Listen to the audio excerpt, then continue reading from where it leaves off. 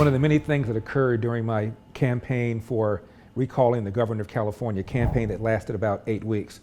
I was called by the LA Times, quote, the black face of white supremacy. Subheadline, you've been warned. What the hell are you talking about?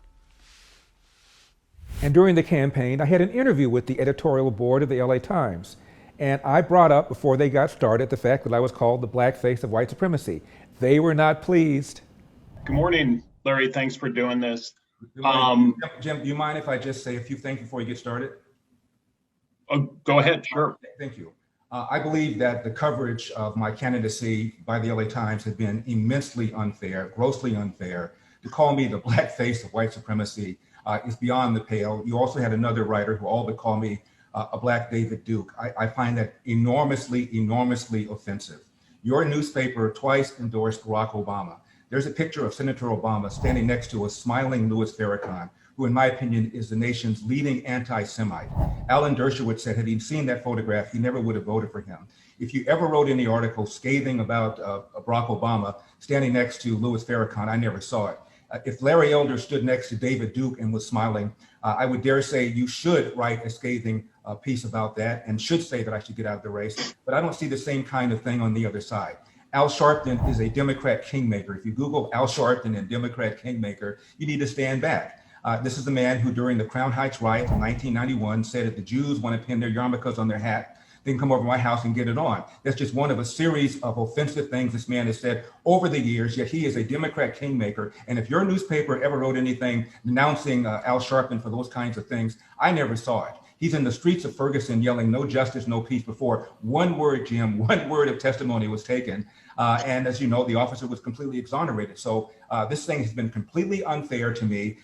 You have looked at stuff that I've said years ago out of context. I've been on radio for 27 years. Most of my career I was on for 4 hours. That's almost 27,000 hours of radio. I've also been a syndicated column since April of 1998, never missing a week. I think 1 week I took off for Christmas. The LA Times has never published a single article I've ever written. LA Daily News carries my column. Orange County Register carries my column. You guys have never printed a single column that I've read. I published about a half a dozen books, including collections of my columns. 2 of my books were New York Times bestsellers. 2 of them were LA Times bestsellers. You've never reviewed any of my books, even negatively. I did a documentary that came out last year on Juneteenth called Uncle Tom, An Oral History of the Black Conservative. It grossed more money than the 5 films that were nominated for Best Documentary combined, had a higher IMDb rating than any of the ones that was nominated. We hired a consultant to contact a bunch of newspapers, including yours, to try to get somebody to write something about it. You never did.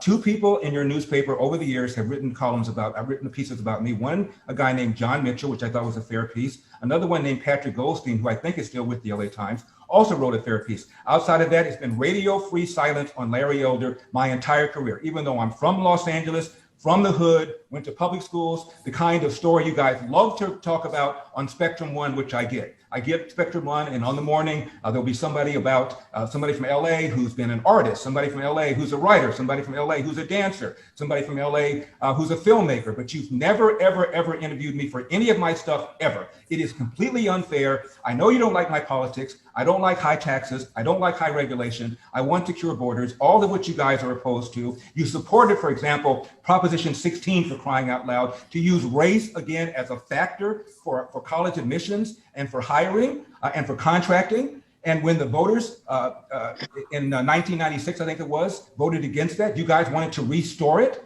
I think it's a racist agenda, a racist bill, and yet you supported that. So calling me the blackface of white supremacy, calling me all but a David Duke, that's the premise here. So I hope this doesn't degenerate into a witch hunt. I hope this really is a friendly or a fair interview with the 2 of you, but I have my suspicions.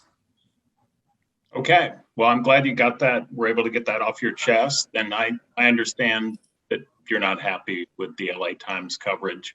Are you happy with my being called the blackface of white supremacy, Jim? Is that okay with you? Damn! I'm not really here to comment on our last 30 years of coverage of you or our recent. No, I'm talking about the last week. Yeah, I'm not really here to represent. Yeah, that's a column by one of our colleagues, and I'm, What you do know, you think? What do you think of me being called the black face of white